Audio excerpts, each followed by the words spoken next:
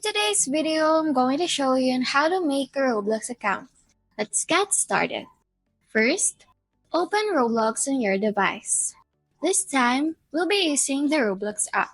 Once you're in the Roblox app, tap on the More button on the lower right corner.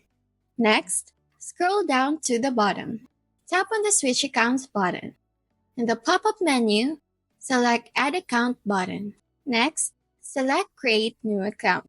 After that, enter your birthday and make sure that you're in the legal age, as it may have restrictions on Roblox below the legal age. Tap Confirm Birthday.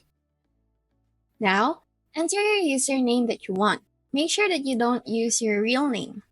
Next, select your gender, but this is optional. Tap Continue to proceed.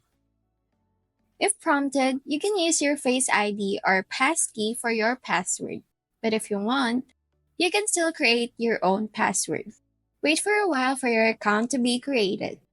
Once done, you can go over the settings and add your contact info by using your mobile number or email address, as this is necessary to finish your account setup. Also, it is better to verify your age for you to use the voice chat. You can verify it by completing an ID verification process or submitting a valid ID. Now, that's about it.